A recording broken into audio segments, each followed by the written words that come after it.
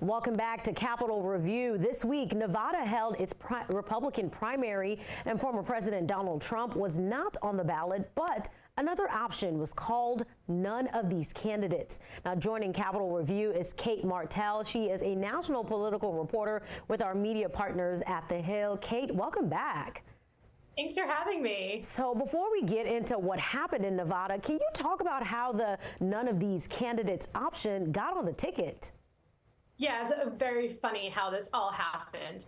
That basically Nevada state law requires a primary to happen, but the state party wanted to have a caucus. So they said, okay, we'll have both. Just because the law says we have to have the primary doesn't mean we have to dole out our delegates that way. So they marched right ahead with having both. You could only be on one or the other. And because you can't have write-in candidates based on Nevada law, it always comes down to funny state laws, that instead they have this option of none of the above.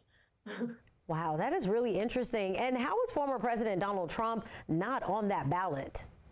Yeah, so it goes along with this, that you can only actually be on one ballot, or you can only be in the caucus or the primary ballot. Nikki Haley is on the primary ballot, so she didn't win that, but she did end up, even though Trump wasn't on there, that's how she lost to none of the above. But Trump decided to run in the caucus. So he won that, likely will get the delegates out of Nevada, and they came away. So while the candidates could only be on one, either the caucus or the primary, Republican voters were allowed to participate in both. So it actually ended up benefiting Trump that he wasn't on the primary ballot, but he did end up, informally winning by none of the above. Who are we talking about? The one, the elephant in the room who wasn't appearing on that ballot, Trump, Nikki Haley was the only one left in that race, and she still lost it. And meanwhile, President Trump went ahead and won the caucuses and got all of the delegates that were doled out to him and for the whole state, and won that, is now heading to South Carolina. Wow, Nikki definitely took a hit. So in this primary, Nikki Haley lost to the none of these candidates option. So how can Haley bounce back? Yeah, it's pretty tough when you're losing and you're only the only one on the ballot who's actually still in the race.